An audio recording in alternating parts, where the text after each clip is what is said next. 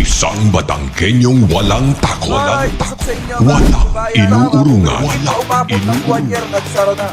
Jake Magnus. Jake Magnus TV nga po pala, isang Batanggenyong walang kinakatakutan at walang inuurungan sa paghihimay ng mga napapanahong balita dito sa ating bayan. Basta nasa katotohanan at tama ka, handa kang ipaglaban at kakampi ng mamamayan. Jake Magnus. Pag-usapan na muna natin etong pinapakalat ng kabilang kampo. Ano po, eto napag-usapan na natin to nung isang araw, pero ididikdik ulit natin sa kanilang isipan, mga kababayan. Kasi eto, kung tutuusin, tapos na dapat itong usaping ito. At tayo, bilang isang pro-government vlogger, sumusunod po tayo sa panawagan ng gobyerno. Lalo na po mga kababayan ng PCG, na kung saan mag-focus muna tayo sa pangaharas ng China bago po natin pansinin yung mga ipinapakalat na disinformation ng kabilang kampo or ng mga pro-China. Ngayon mga kababayan, bagamat natalakay ko na po ito sa inyo, tatalakayin po ulit natin. Kasi ito yung isa sa pinakamainit na usapin ngayon, na kung saan ipinipilit po ng mga vlogger ni Duterte, ipinipilit po ng mga pro-China vlogger etong new models na ito, etong bagong kasunduan na si PBBM daw, yung may secret agreement sa pagitan daw po ng China at ng bagong administrasyon, mga kababayan. So ngayon, eto babasahin ko po sa inyo ito mga kababayan. Ano po at ating pag-uusapan uli at ikukumpara natin ito dun sa sinasabi na gentleman's agreement na pinasok ni Digong. Di umano. So ngayon, pag dito kasi natin ito tinalakay, marami mga ads to mga kababayan. Kaya ito tinranslate ko na para sa inyo para maintindihan po nating lahat. Ito po yung source natin ha. Inquirer.net.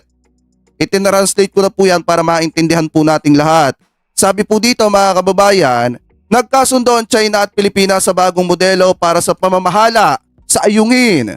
Chinese spoke Manila, Philippines. Sinabi noong Sabado ng Embahada ng China sa Pilipinas ng Armed Forces of the Philippines, Western Command o retong AFP, WISCOM at mga otoridad ng China ay nagkasundo sa isang bagong modelo para sa pagsasagawa ng dalawang bansa sa Ayungin Shoal. Ibig sabihin mga kababayan, yung administrasyon ni PBBM at yung mga kasundaluhan po natin na sakop ng administrasyon ni PBBM mga kababayan ay nakipagkasundo daw po bagong modelo ng kasunduan sa pagitan ng China at saka daw po ng mga cabinet member nitong si PBBM. Ibig sabihin, isa na po dito yung DND, retong sina Secretary Gibo ay nakipagkasundo daw po dito sa bansang China. Ngayon ipagpatuloy pa natin. Sabi pa dito, ayon sa isang hindi pinangalanang tagapagsalita ng embahada, ang bagong modelo ay inaprubahan umano ng mga opisyal ng Department of National Defense o retong DND at ng National Security Advisor ang panig ng Chino at ang panig ng Pilipinas sa pamamagitan ng AFP, WISCOM ay nagkasundo sa isang bagong modelo para sa pamamahala sa Renajao o etong Ayungin Shoal sa unang bahagi na ng taong ito pagkatapos ng maraming round ng talakayan, sabi ng tagapagsalita. So ngayon, eto yung pinapakalat ng mga vlogger ni Duterte. Ano po ang pinapakalat nila? Booking na daw po si PBBM dahil mga kababayan, si PBBM daw, yung totoong may gentleman's agreement, hindi daw po si Duterte. Maliwanag naman po ito mga kababayan. Nung tinalakay po natin ito nung nakaraang araw, diba itinanggi po yan? Itinanggi po yan ng NSC mga kababayan or netong tinatawag na National Security Council. Sinasabi nila na hindi po nila alam yung sinasabi ng China o yung propaganda ng China na may bagong kasunduan. Wala daw pong ganon at mismong si Secretary Gibo ay itinanggi din po yan mga kababayan. So sabi pa dito, basahin pa natin, sa panahon ng talakayan, ang Armed Forces of the Philippines, WISCOM, ay gumawa ng paulit-ulit na kumpirmasyon na ang bagong modelo ay inaprubahan ng lahat ng mga pangunahing opisyal ng Philippine Chain of the Command, kabilang ang kalihim ng National Defense at ng National Security Advisor. Dagdag nila, sabi pa dito, sa isang pahayag noong Abril 27, sinabi ni Defense Secretary Gilbert Teodoro na hindi alam ng DND or ng Department of National Defense mga kababayan yung sinasabi daw po na kasunduan. Ibig sabihin, wala pong alam dyan ang Secretary of Defense. Kung walang alam ang Secretary of Defense, mga kababayan, isa lang ibig sabihin yan, hindi totoo yung ipinapakalat ng China na may bago pong kasunduan. Ano po sabi pa dito? Basahin pa natin mga kababayan. Maliwanag naman na bukod sa itinangga, ito pa nga sabi dito, na hindi alam ng DND ang anumang kasunduan sa China sa issue. Ang kagawaran ng pambansang depensa ay walang kamalayan at hindi rin ito partido sa anumang panloob na kasunduan sa ilalim sa Ayungin Shoal. Yan po yung sabi dito mga kababayan. Mula nang maupo si Pangulong Ferdinand Marcos Jr., sabi ni Teodoro sa isang pahayag, tinanggihan din ng National Security Council ang mga claim sa di umano'y bagong modelo at sinasabing ito ay bagong ambisyon. Sa madalit salita, bago po nilang ipinapakalat para mapaniwala ang mga Pilipino na ang ating presidente ay pumasok po sa lihim na kasunduan at yung ating gobyerno ay nakipagkasundo ulit sa bansang China. Sabi pa dito, dahil ang Ayungin Shoal ay bahagi ng Executive Economic Zone o itong EEZ ng Pilipinas, hindi kami maaaring sumang-ayon sa anumang ganitong pagkakaunawaan na lumalabag sa konstitusyon ng Pilipinas or international na batas. Dagdag nito, sabi ng NSC or netong National Security Council, mga kababayan. Sabi pa dito, ang Inquirer Net ay dumulog sa AFP para sa komento, ngunit wala pa itong natatanggap na tugon hanggang sa pagsulat na ito, mga kababayan. So maliwanag naman na ang pinupunto po dito nila ay pinapakalat. Ito tinalakay ito ni Banat Baye na sinoplak natin. Unang-una mga kababayan, ito yung pinagkaiba. Ano po, pinagkaiba ng kasunduan ni Duterte, yung pinasok ni Duterte di umano, dito po sa ipinapakalat ng China na new models na kasunduan. Ito po kasi mga kababayan, yung kay Duterte, pinatutuhanan niya ni Roque. Ano po, ito naman mga kababayan, yung binasa natin na yan po ay itinatanggi ng DND at saka po ng National Security Council. Ibig sabihin mga kababayan, kung yung kay Digong ay pinatutuhanan po, ano po pinatutuhanan nitong si Harry Roque mga kababayan, at ito po ay agad-agad na itinatanggi ng DND mga kababayan or netong Department of National Defense. Ibig sabihin walang katotohanan yan. Yung kay Duterte, malaki ang posibilidad na may katotohanan kasi nga pinatutuhanan po ni Roque. Ano po, para maliwanag lang. Kasi mga kababayan, masyadong nililigaw ang sambayan ng Pilipino. At ang ipinapalabas po nila ay nagtraidor si PBBM sa bansang Pilipinas. At parang si Duterte pa yung bumabango yung pangalan ngayon. Ano po, so anyway, magaling po yung maliwanag, mga kababayan. Ngayon, punta naman po tayo dito sa next topic po natin. Eto, na kung saan mga kababayan, eto daw pong pahayag ng China, kaugnay daw po mga kababayan, sa temporary special agreement sa West Philippine Sea ay hindi kinikilala ng Pilipinas. Ayan, maliwanag naman, nasa mga balita, nasa mga pahayagan, na yung sinasabing gentleman's agreement, new models agreement, ay hindi po kinikilala ng Pilipinas. Ito, i-play po natin. Anumang kasunduan sa China ang Pilipinas kaugnay ng Baho de Masinloc o Scarborough Shoal.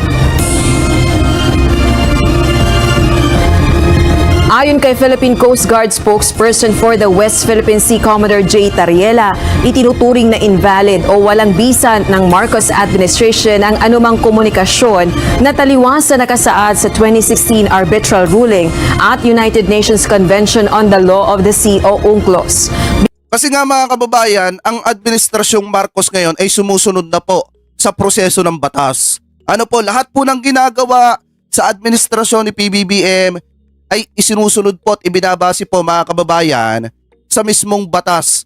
Ano po ngayon, yung ating pagprotekta sa ating teritoryo sa West Philippine Sea mga kababayan ay ibinabase din po natin yan sa mismong batas ng international. Kasi nga kung matatandaan po ninyo, ilang beses ko nang sinasabi dito sa ating channel na tayo po yung kinikilalang nagmamay-ari ng West Philippine Sea dahil nga noong July 12, 2016 mga kababayan ay iginawad po sa atin ng arbitral tribunal ruling mga kababayan na tayo po yung kinikilalang nagmamay-ari.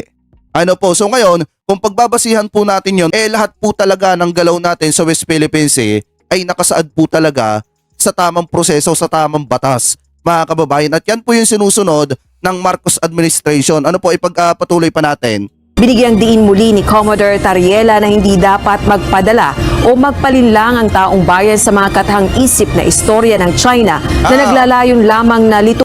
Ayan maliwanag naman Huwag magpaninlang ang sambayan ng Pilipino sa mga katahang isip ng China. Yang tinatawag na new models na yan, yung bagong kasunduan na yan, bagong modelo ng kasunduan, yan po ay katahang isip ng China, mga kababayan. At yung kay Duterte na gentleman's agreement, pinatutuhanan ni Roque. Ibig sabihin, hindi lang sa China nang galing, kung hindi pinatutuhanan ni Roque, ipagpatuloy pa natin. Tuhin o ilihis ang issue ng kanilang ginagawang panggigipit at harassment sa mga teritoryo ng Pilipinas. Patuloy anyang ipapakita ng pamahalaan sa buong mundo ang walang basihang pambubuli ng China sa Pilipinas gamit ang kanilang mga naglalakihang barko na dinala sa karagatang sakop ng bansa.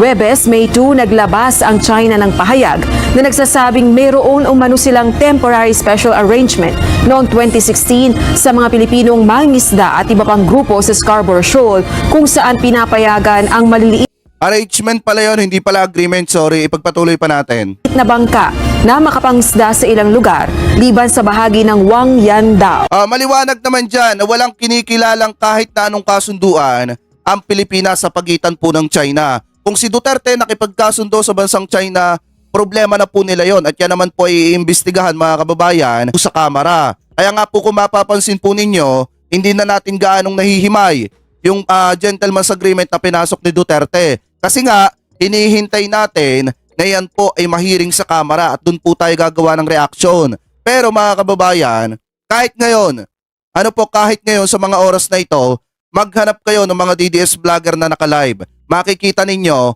ang topic nila na pinag-uusapan at ipinipilit po nila ay yung bagong kasunduan na pinasok daw po ni PBBM kaya daw po na nagwawarla etong bansang China. At nagwawala at nangaharas etong bansang China. Pero mga kababayan, ito ay may isang buwan na ata nating natalakay. Ang pagkakaalam ko, yung sinasabing kasunduan na yan, na kung saan yan po talaga ay itinanggi ng NSC or na itong National Security Council at saka po ng Department of National Defense. So ngayon, punta naman po tayo dito sa next topic po natin. Eto pa mga kababayan, eto pa yung isa pa pong pinapakalat ng bansang China na kung saan tayo daw po ay nagpapaalipin sa US, mga kababayan, at tayo daw po ay ginagamit lamang po nitong US mga kababayan para daw po magkaroon ng gera at pakinabangan ng US etong ating bansa. So ngayon, ito pakinggan po natin yung mismong giit or iginiit ng DFA patungkol po sa ipinapakalat ng China. Na tayo po ay ginagamit lamang po ng US. Pakinggan po natin. Pwersang binatikos ng Amerika, Australia, Japan at Pilipinas ang China dahil sa patuloy na pangaharas nito sa ating mga barko sa West Philippine Sea. Bumuelta rin ang Department of Foreign Affairs sa pahayag ng China na nagpapagamit daw tayo sa Amerika. Nasa frontline ng balitang yan, si JC Cosico.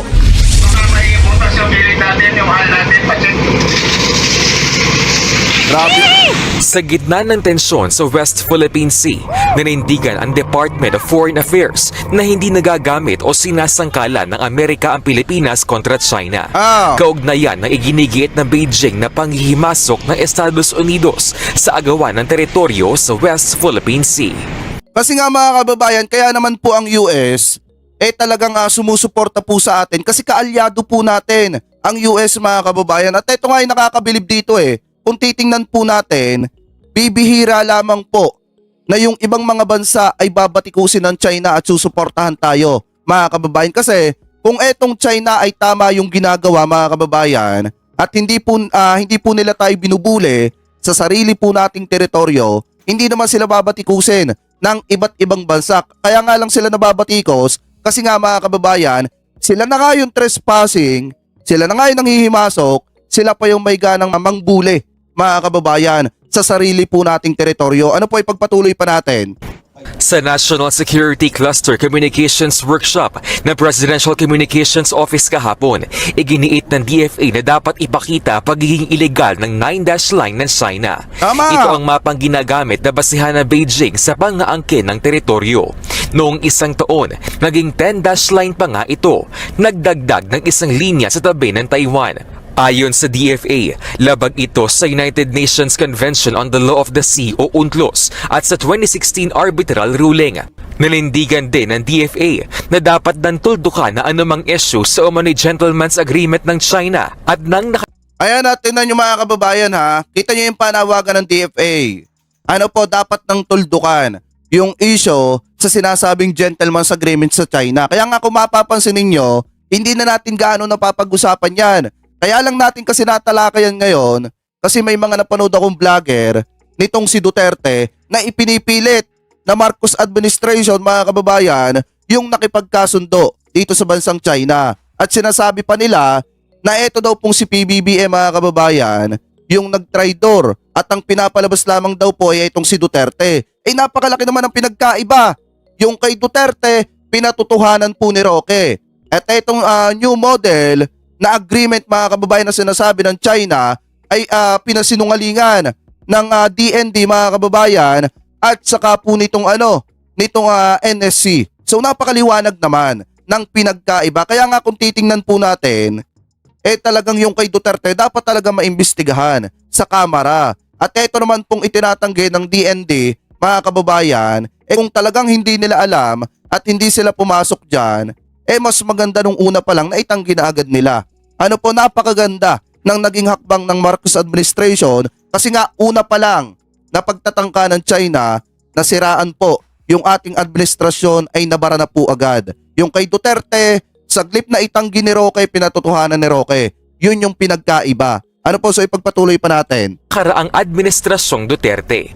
Even worse are peddled narratives that the Philippines has sent interlocutors that have entered into informal agreements and understandings, abandoning our claims and entitlements. We must continue to categorically reject these narratives when we can.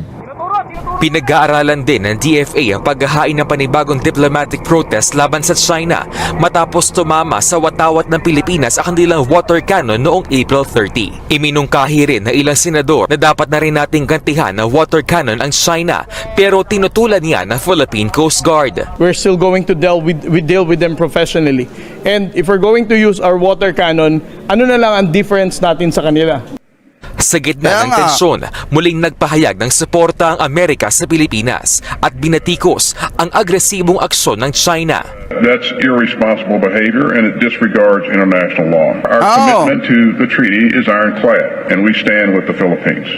Sinabi yan ni Austin sa katatapos na joint meeting ng mga defense official ng Amerika, Australia, Japan at Pilipinas. Sa joint statement ng mga bansa, ipinahayag nila ang pagkabahala sa paulit-ulit na pag-atake ng China sa karagatan. Ayon sa bagong US Indo-Pacific Command Chief, dapat maging handa ang Amerika na dumepensa laban sa tumitinding panghihimasok at pangamkam ng China sa rehiyon.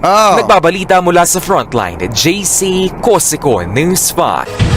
Kita nyo naman, napakaliwanag naman mga kababayan. Ano po, na kinukundina ng bansang US etong ginagawa pong panghaharas ng bansang China sa mismong teritoryo po natin. Kasi nga naman, kung titingnan po natin, kung sa usaping legal mga kababayan, talong-talo po talaga ang China kasi nga pinagbabasihan nila yung guhit lang dun sa kanilang mapa. Ano po yung atin, talagang tayo po yung kinikilala ng international. Kaya nga po mga kababayan, yung simpatsya na mga kaalyado po nating bansa ay nakuha po natin kasi nasa tama po tayo. Ano po, so ngayon, mga kababayan, punta naman po tayo dito sa next topic po natin. Eto, pakinggan po natin etong pahayag ni Commodore J. Tariela patungkol po mga kababayan dun sa pag-water cannon ng Chinese Coast Guard dun po sa watawat ng Pilipinas. Ano po, so ngayon, i-play na po natin.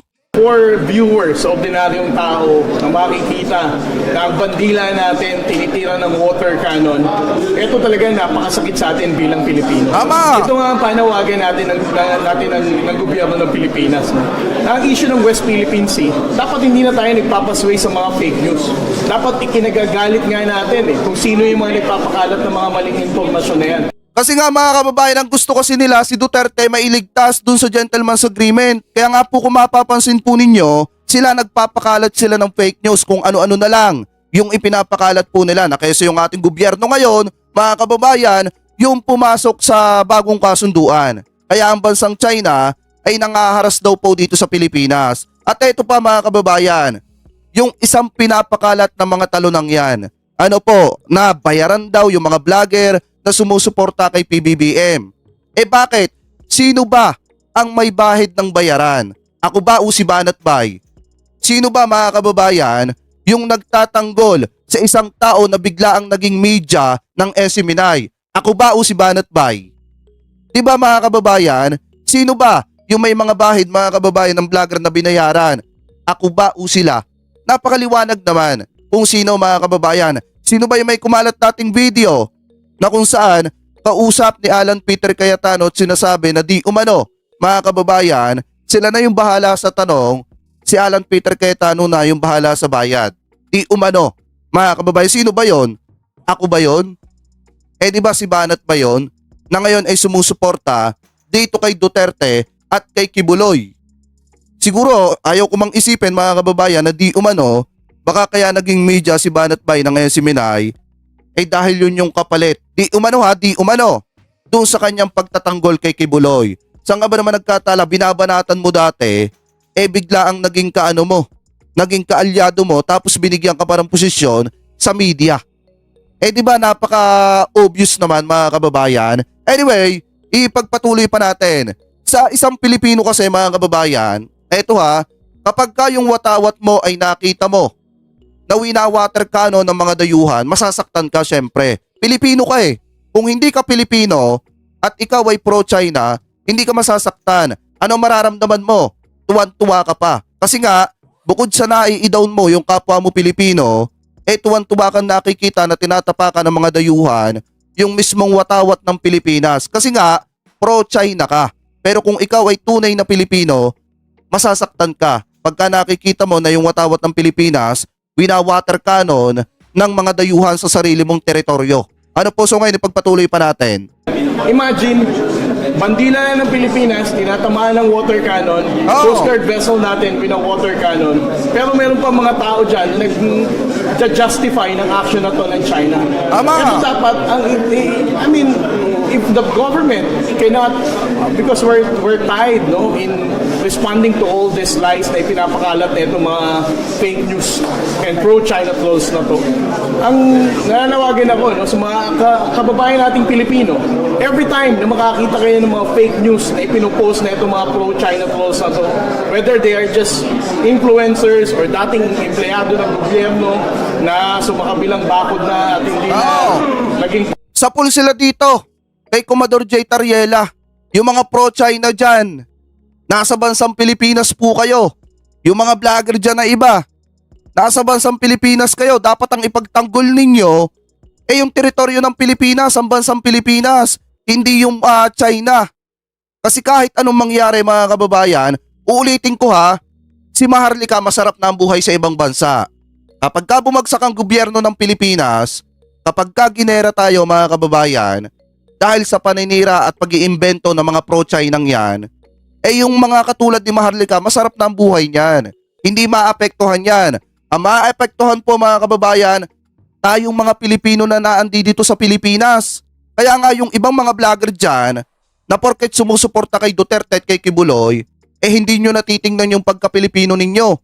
Tingnan nyo din yung narrative kung bakit nagagalit sa atin ang bansang China. Tingnan din ninyo yung narrative mga kababayan kung bakit lumaki ang ulo ng mga Chinese Coast Guard at binubuli tayo ng paulit-ulit. Ano po, so maliwanag naman mga kababayan, sino ba ang nagpalaki ng ulo ng mga Chinese Coast Guard na yan? Sino ba nagpalaki ng ulo ng mga Chinese official? Si PBBM ba? Siyempre hindi. Sino? Eh di si Digong. Diba mga kababayan? Anyway, pagpatuloy pa natin. Patriotiko at hindi na posisyon ng pamahalang Pilipinas ang ipinaglalaban. Please care to comment, no? Lahat ng mga Pilipino dapat nagko-comment sa mga post nila sa social media. Otherwise, may mga ordinaryong Pilipino na maaaring maniwala pa sa mga pinapakalat na maling impormasyon na to. Ang contribution ng ating transparency strategy in exposing Chinese illegal actions before for so many years. No? Since China has done a lot of things in the South China Sea, not just in the West Philippine Sea. Nag-reclaim sila ng island, nang-bubuli sila not just for the Filipinos, but even for Vietnamese, Malaysia, Indonesian mga fishermen. Wala namang kumukondinan dito eh. Kaya lagi lang sinasabi, even for the maritime security scholars, dinidescribe lang to as gray zone tactic, gray zone strategy. But because of our transparency strategy, the Philippine government is no longer considering this as gray zone strategy. What we call this is an outright violation of the international law. What we are calling them is that China is just violating the international law and they are blatant offenders of the United Nations Convention of the Law. At saka talaga masasabi nga natin violation talaga yung ginagawa ng China. Alam nyo kung bakit mga kababayan? Kasi unang-una hindi nila inirerespeto mga kababayan yung mismong inilabas po na desisyon ng International Court. Ano po na kung saan tayo po yung kinikilalang may-ari ng mga teritoryo po natin. Hindi lang yon mga kababayan.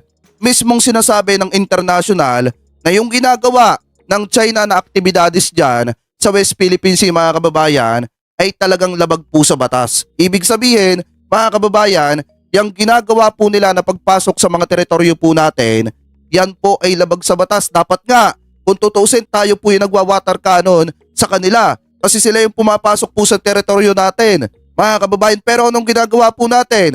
Nagiging mabait pa rin po tayo sa kanila. Ano po, so ngayon ipagpatuloy pa natin. The sea, they don't also care about the IMO conventions na ginagawa nila. So as far as our government is concerned, wala nang gray zone strategy ang China.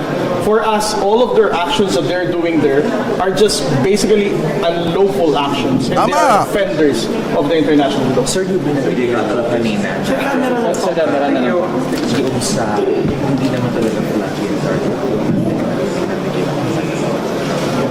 Well, for the Coast Guard, no, ang alam naman natin, we notice na ang tinitira ng water cannon sa BFAR is yung mga communication equipment niya and the navigation equipment. So, dun sa question na flag ba talaga? Wait lang, sagutin lang natin ito mga kababayan. Sabi dito, how about yung pag-stop sa Maisog Rally? Tama ba yon? Alam nyo mga kababayan ha, kung yung mga opisyales ng Bulacan ay tumutol dyan sa Maisog Rally ni Duterte, yun po ay karapatan po nila. Bakit unang-una, mga kababayan? Dahil etong si Dan Fernando, ayaw na ayaw nilang magkakagulo sa Bulacan, mga kababayan. Pangalawa, alam naman natin na hindi pumayag yung may-ari ng lupa. Pumunta pa nga yung attorney ng may-ari ng lupa na pagsasagawaan dapat ng Maisog Rally nitong si Duterte. Hindi pumayag. Mga kababayan, kaya nga pinag-pull out sila ng 30 minutes. So ngayon, hindi po gawa yan ng gobyerno ni PBBM. Alam naman po natin na si Dan Fernando mga kababayan, noong panahon ng eleksyon yan po ay pinklawan. At yan po ay wala tayong nakikita na ugnayan kay PBBM. Pero na lamang po mga kababayan, doon sa usapin na ikagaganda ng Bulacan. Kasi nga, si PBBM yung presidente. Pero sa mga ganyang klase ng bagay mga kababayan, yung mga rally ni Duterte na wala namang kabunasan, wala pong kinalaman dyan ng ating gobyerno. Kung hindi man sila pinayagan ng mayor, hindi sila binigyan ng permit, karapatan po yun ng mayor. Mga kababayan, kasi unang-una, siya yung ina or ama ng lungsod. Mga kababayan, ngayon etong si Dan Fernando, kung hindi rin pumayag mga kababayan, karapatan din po niya yon. Kasi siya yung ama ng lalawigan ng Bulacan. Ano po, so wala pong magagawa doon etong sina Duterte. Kung ipilit nila ng ipilit yan mga kababayan, mas mabuti sa Davao na lang sila mag-rally. At yun naman yung teritoryo po nila. Ano po, so ngayon ipagpatuloy pa natin. Ang intentionally na tina-target ng People's Republic of China, well, we can probably say na that would be possible, but the objective of the water cannoning nung nakaraang insidente noong April 30 is for them to terminate ang ating mobility ng Coast Guard vessel and BFAR. And of course, we are relatively dependent sa ating communication equipment and navigation equipment. So for us, ang intention talaga nila dito is to target all those antennas na nasa superstructure na.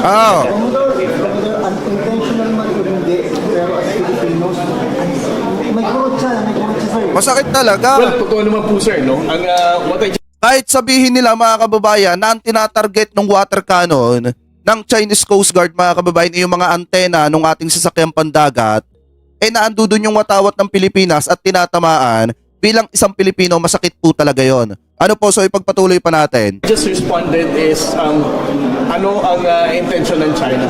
Pero definitely, no, ang for viewers, ordinaryong tao na makikita na ang bandila natin tinitira ng water cannon, ito talaga napakasakit sa atin bilang Pilipino. Ito nga ang panawagan natin ng gobyerno ng Pilipinas. No? Na ang issue ng West Philippine Sea, dapat hindi na tayo nagpapasway sa mga fake news. Tama. Dapat ikinagagalit nga natin kung sino yung mga nagpapakalat ng mga maling impormasyon na yan. Imagine, bandila na ng Pilipinas, tinatamaan ng water cannon, Coast Guard vessel natin pinang water cannon, pero meron pa mga tao dyan na nag-justify ng action na to ng China.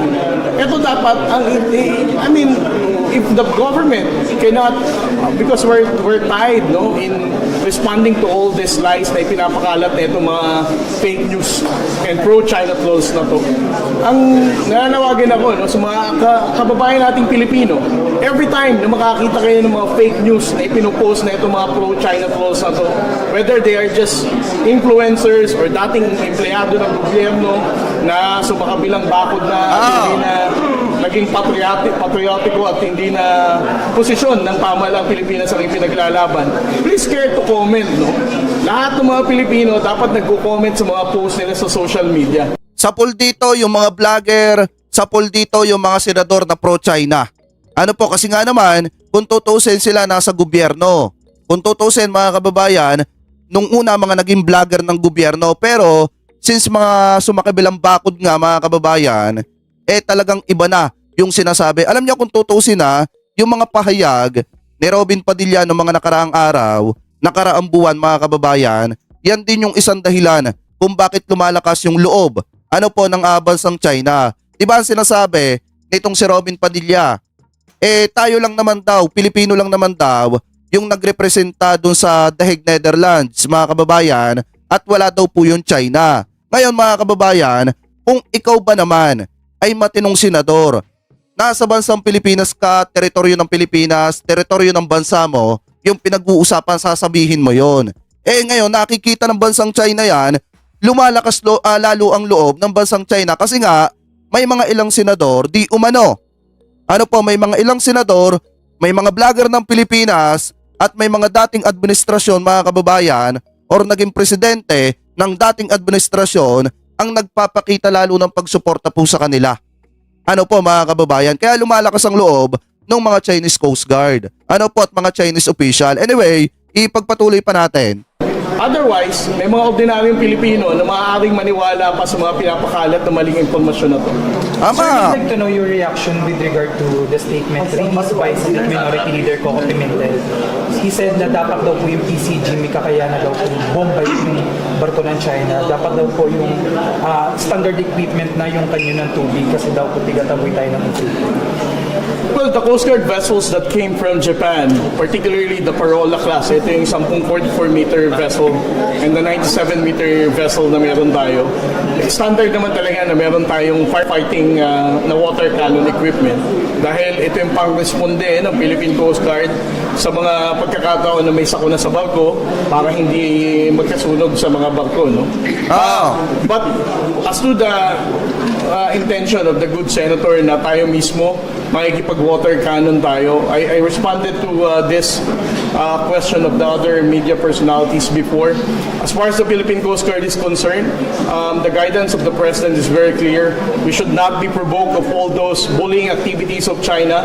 We're still going to deal with them professionally. And if we're going to use our water cannon, ano na lang ang difference natin sa kanila? For a different Kasi mga kababayan, once na ginamitan natin ng water cannon pabalik, etong bansang China mga kababayan, wala na tayong pinagkaiba sa kanila. O kahit pa sabihin na gumanti tayo dito sa bansang China mga kababayan, wala na tayong pinagkaiba po sa kanila. Kaya ano ang dapat natin gawin mga kababayan?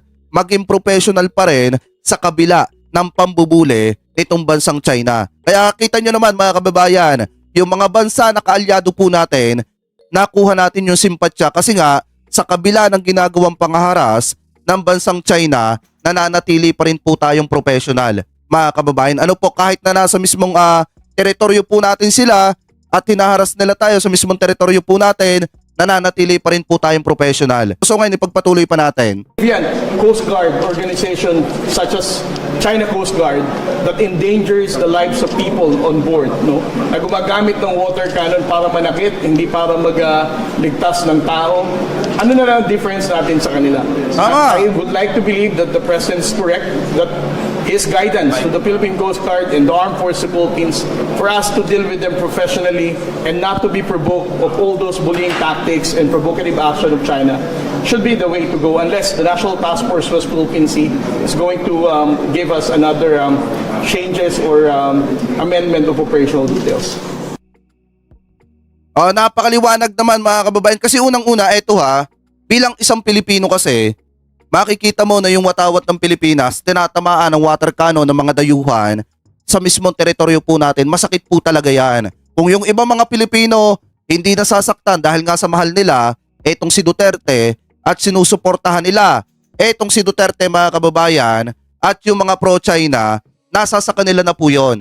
Pero sa isang tunay na Pilipino na naninirahan dito sa Pilipinas, maging mga Pilipino na talagang nasa sa ibang bansa mga kababayan at makikita nila na yung watawat po nila winawater cannon, kahit sino mga kababayan talagang masasaktan. Gaya nga nung sabi ng isang media dito, may kirot pa rin talaga mga kababayan sa puso ng isang Pilipino. Siyempre, kasi watawat mo yun watawat ng Pilipinas yung tinatamaan ng water cannon nitong Chinese Coast Guard. Ano po, so ngayon maliwanag naman mga kababayan na sa kabila ng ginagawang pambubuli sa atin, magiging professional pa rin po tayo. Ano po sa issue ng West Philippine Sea. Kasi nga mga kababayan, unang-una tayo na po yung panalo dyan Kung sakali na magkamali ang China sa ginagawa po nila para silang humukay ng sarili po nilang libingan.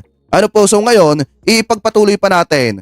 Dito pa sa isang balita na nakita po natin. Eto, sa pool dito, mga kababayan, yung mga pro-China. Sa pool po ng matindi dito mga kababayan, yung mga tatakbo ngayong 2025 at yung mga tatakbo ngayong 2028 national election mga kababayan. Kasi nga ang sabi dito ni Commodore J. Tariela, wag na wag kayong boboto ng isang kandidato na walang interes mga kababayan na protektahan yung teritoryo po natin. Wag na wag kayong boboto ng isang kandidato na hindi para sa Pilipinas yung gustong mangyari at para sa ibang bansa. Ano po, so parang ganon yung sinasabi dito. Anyway, i-play na po natin. Well, honestly, Richard, ako naniniwala ako na pag-usapin ng West Philippine Sea, dapat ang iboto talaga natin sa susunod na election by 2025. Additional politicians or newcomer in the politics are those people who are really concerned for our position in the West Philippines. Dapat talaga natin tindigan to dahil bago tayo naging bansa, bago tayo nagkaroon ng independence, maraming buhay ng Pilipino ipinusta dito para magkaroon lang tayo ng isang independent, democratic country of our own where we can elect our own national leader. So, we really need to take... Kita nyo napakaliwanag nung sinasabi niya. Napakaliwanag ng sinasabi nitong si Commodore J. Tariela. Sa susunod na eleksyon mga kababayan, kung pipili kayo ng kandidato, piliin ninyo yung handang tumindig para protektahan po yung mga teritoryo po natin. Hindi yung isang kandidato, mga kababayan, na iaalay yung kanyang buhay para lamang po kay Duterte. Huwag kayong pipili ng kandidatong ganon. Wala akong pinapangalanan baka may tamaan mga kababayan. Ang piliin ninyong kandidato, lalo na pagka nagkaroon ng presidential election mga kababayan, yung kandidato na may malasakit sa mga kababayan po nating Pilipino. Yung kandidato na handang tumindig mga kababayan para protektahan yung mga teritoryo po natin. Wag na wag kayong pipili ng kandidato na duwag pagdating sa pagprotekta sa mga teritoryo po natin. Ipagpatuloy pa natin. Take care of our own sovereignty and patrimony as a nation. Ngayon, kung magbuboto ka naman ng ilang mga politiko na would undermine our own national interests, would undermine our own patrimony as a nation, parang we have forgotten what our national heroes risked and given to the Philippines. Kaya kung pilian lang talaga sa susunod na eleksyon by whether 2025 or 2022, that should be somebody who cares for the West Philippines. Tama. And that would keep on the WPS issue as something that would awaken the Kita nyo yun mga kababayan, napakaliwanag. Nang sabi dito ni Commodore J. Tariela, kung yung mga unang bayani nga po natin, nagbuwis ng kanilang buhay mga kababayan para matamasa natin yung kalayaan na natatamasa po natin ngayon, gugustuhin nyo ba na pagdating ng araw, maging komunistang bansa tayo? Bakit? Dahil naging probinsya na tayo ng bansang China. Mga kababayan, gugustuhin nyo ba yon? Siyempre bilang isang Pilipino, hindi. Anong kailangan natin gawin? Maglukluk tayo ng isang kandidato mga kababayan na may malasakit po sa mga teritoryo po natin at mas may malasakit sa bansang Pilipinas at sa mga Pilipino na naninirahan dito sa Pilipinas mga kababayan. Huwag kayong pipili ng isang kandidato na no comment pagdating sa mga personal na issue ng bansang Pilipinas, pero pagdating sa gera ng ibang bansa mga kababayan ay may komento. Tulad na lamang po ng mga kababayan, tulad na lamang po nito, pakinggan nyo mabuti. Mga kababayan, Eto war in Gaza. Mga kababayan, yung digmaan dito po sa Gaza. Ano po, at eto yung kaso ni Kibuloy at saka yung pambubuli ng China, pakinggan nyo mabuti. ako ay nakikiisa sa mga mamamayang Pilipino at sa pandaigdigang komunidad sa pagpapahayag ng pag-alala sa lumalalang karahasan sa gitnang silangan. At ang epekto nito sa mga inosenteng sibilyan, lalo na ang mga bata na pangunahing biktima at may pinakamalaking posibilidad na maapektuhan sa ganitong kaguluhan. Ako'y nananawagan sa aking mga kapwa Pilipino na ipahayag ang isang tigil putukan at dalhin ang usapin ng kapayapaan sa mesa. Ako po ay nakikiisa sa Kita niyo yun mga kababayan ha, yung digmaan dito po sa Gaza may malasakit.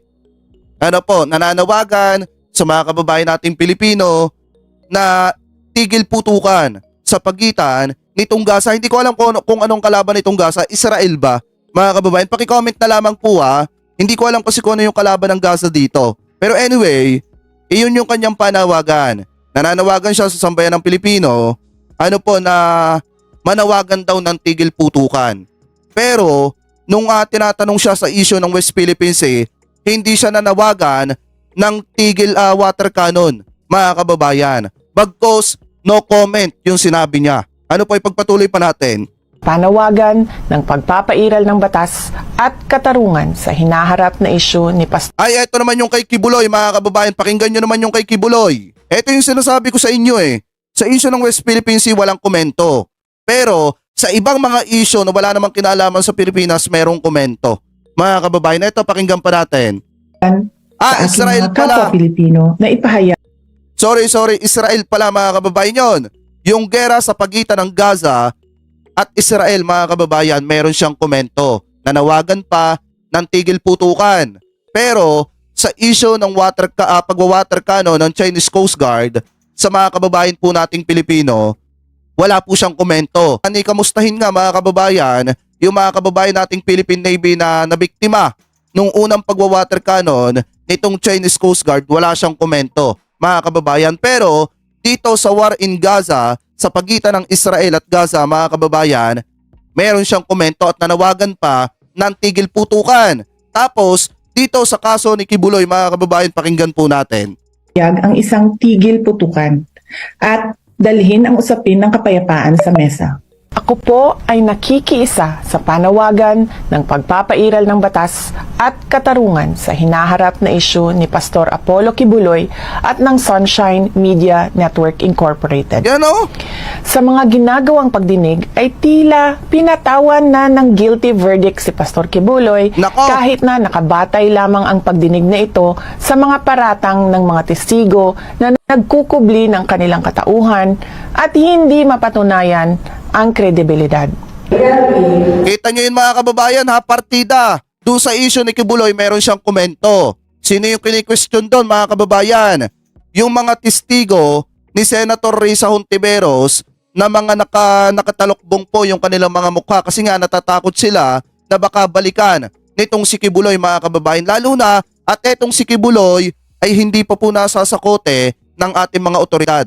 Ano po, so ngayon, parang ang dating kasi ang may mali pa doon, kaya nga nakakainis to mga kababayan parang ang dating ang may mali pa yung mga nabiktima ni Kibuloy at walang pagkakamali etong si Kibuloy. Biruin nyo ha, pagdating kay Kibuloy, pagdating dito sa gera ng may gera mga kababayan, meron siyang komento. Hindi naman sa wala tayong malasakit dito sa Gaza at Israel mga kababayan. Pero kung titingnan po natin, mas mahalaga pa rin na pag-usapan yung nangyayari pong issue dito sa Pilipinas. Ano po, bago po tayo tumalon ng usaping international, dapat ang una muna nating linisin at tutukan yung mismong teritoryo po natin dito sa Pinas. Ano po, at yung mga usapin po natin na mahalaga dito po sa Pilipinas. Kaso nga lang ang nangyari mga kababayan, saglip na tutukan yung usapin sa Pilipinas, tumatalon. Ano po, tumatalon ng bakod. Pag usaping China, tahimik. Pag usapin ng may usapin, gising yung diwa, mga kababayan. Ano po, anyway, pagpatuloy pa natin. Eto naman daw, pambubuli ng China. Nako, nag-Chinese na.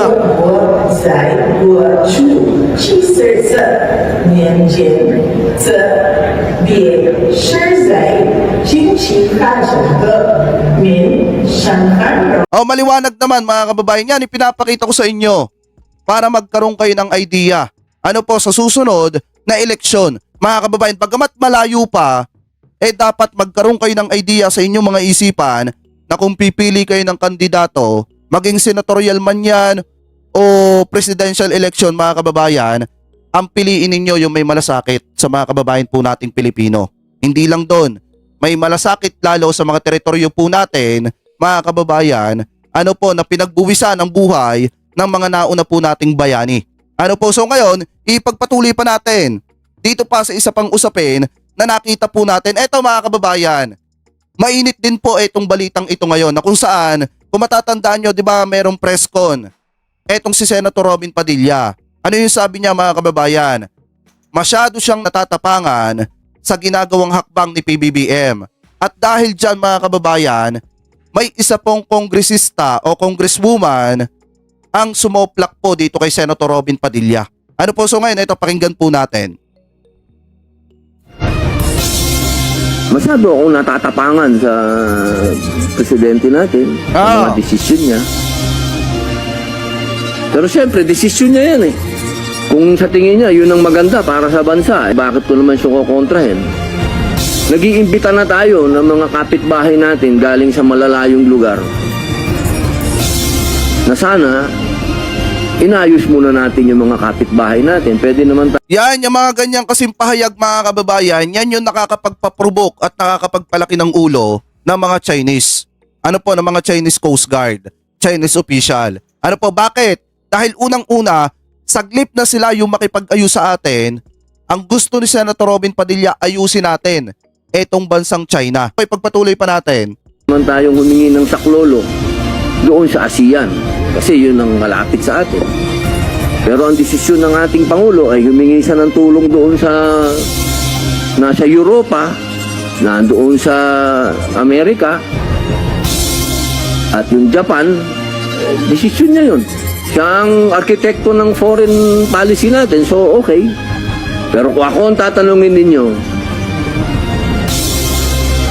sana hindi na umabot doon. Hindi ito ang oras. Lalo na sa mga oras na to na magpakita pa tayo ng pagkontra sa presidente. Siguro hindi itong oras na maging divided tayo. Ito ang oras na magpaliwanag ang Malacanang sa kanyang mga ginagawa para mas maintindihan ng taong bayan kung ano itong mga drastic decisions na ginagawa nila. Kailangan alam ng taong bayan kung ano ang pwede nating harapin dito. Diba yan yung sinabi ni Senator Robin Padilla. Ngayon, pakinggan natin etong komento naman ng isang congresswoman. Mga kababayan, alam ko marami nakakakilala sa inyo kay Congresswoman Attorney Megs Nograles. Isa po siyang congresswoman mga kababayan ng PBA Party List Ano po, so ngayon pakinggan po natin yung komento naman po nitong si Congresswoman Migs Nograles dito po sa issue ng West Philippine Sea. So ngayon pakinggan po natin. Well, yung pagiging matapang naman I think is very subjective, right? Anyone can say may gagawin kang isang aspeto, may sasabihin kang isang aspeto. One can see it na matapang, one can see it na pinaglalaban kung ano yung mahal mo. Diba? Huhugot tayo dito ngayon, diba? Parang lang yan pag-ibig, diba? Kung may mahal kang bagay, mahal natin ang Pilipinas, mahal ng presidente ang Pilipinas. You have to protect what you love, what you own.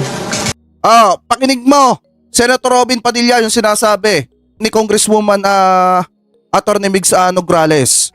Parang pag-ibig lang yan. Kung mahal mo ang Pilipinas, protektahan mo yung alam mong sayo. Ganun lang kasimple mga kababayan. Ngayon, alam nyo na kung bakit ganun na lamang po yung kagustuhan ni PBBM na protektahan yung mga teritoryo po natin. Kasi unang-una, yung presidente po natin, mahal niya po ang Pilipinas mga kababayan. Alam nyo, ito nga lang yung nakakalungkot eh. Yung iba kasi mga Pilipino, ang tinitingnan ninyo, yung nangyayari lang sa mga buhay nyo ngayon. Diba lagi nating sinasabi dito, huwag ninyong masyadong pansinin yung pagtaas ng presyo ng bilihin. Dahil unang-una mga kababayan, talagang kahit sa ibang bansa naman, kahit naman mga kababayan doon sa ibang bansa, ganun din naman, mataas din mga kababayan yung inflation nila. Ngayon mga kababayan, kung titingnan po natin yan, talagang may inis at may inis po kayo sa gobyerno. Kahit pa sinong nakaupo na presidente mga kababayan, pag iniisip mo yung mataas na presyo ng bilihin, talagang may inis ka dun sa presidente. Pero mga kababayan, kung titingnan po natin at kung lalaliman po natin yung ating pangunawa, di ba mas mabuti na magtrabaho na lang? Di ba mas mabuti na kaysa magreklamo tayo, bakit hindi tayo magtrabaho, tulungan natin ang gobyerno? Ganun lang kasimple. At lawakan natin yung pangunawa natin tungkol po sa mga teritoryo ng Pilipinas, tungkol po sa nangyayari sa bansang Pilipinas. Ano po ito, napakaliwanag nga sinasabi ni Robin Padilla. Masyadong matapang yung galawan ng ating presidente ngayon. Pero mga kababayan, yung ginagawa kasi ni PBBM ngayon, talagang pagmamahal yan sa Pilipinas. Ano po, hindi naman po kasalanan ng ating presidente ni PBBM na mahalin niya ang Pilipinas at protektahan po niya yung mga teritoryo ng Pilipinas. Kasi unang-una mga kababayan, kung lalaliman lang po natin yung pangunawa po natin, kaya po natin nakamit itong kalayaang ito ngayon dahil may mga bayani po tayo na nagbuwis ng kanilang mga buhay. Ano po ngayon, kung hahayaan na lamang po natin na yung mga teritoryo po natin, mawala po sa atin mga kababayan, parang pinabayaan na natin yung sakripisyo mga kababayan nung mga naunang bayani. Ano po, so ngayon, napakaliwanag ng sinasabi dyan ni Congresswoman Migs Nograles, parang pag-ibig lang yan. Kung mahal mo Pilipinas, protektahan mo yung pagmamay-ari ng Pilipinas. Ano po, ipagpatuloy pa natin. At kung may nang bubuli sa'yo, sabi nga ng colleagues natin, diba, may mga aagaw, syempre, lalo ng mga babae dito, alam nyo, lalabas yung katapangan nyo, diba? Tama! But you fight for what is yours, and that's what the president is doing.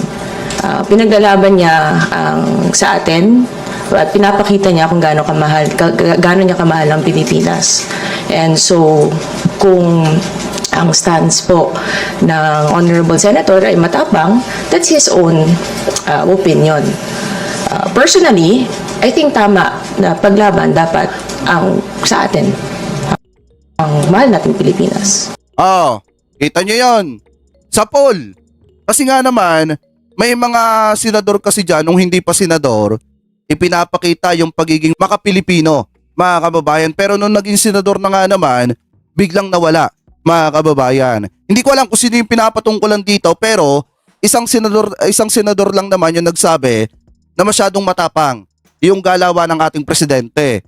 At si Senator Robin Padilla yon. Kaya nga mga kababayan, may mga article na lumabas na kung saan talagang naka-quote in quote doon yung litrato ni Senator Robin Padilla at saka po yung litrato nitong si Congressman Migs Nograles, na kung saan nga mga kababayan talagang napakaliwanag nung sinabi ni Congresswoman na kung mahal mo, na kung alam mong mahal mo, mga kababayan, protektahan mo kung ano man yung mga pagmamay-ari nun.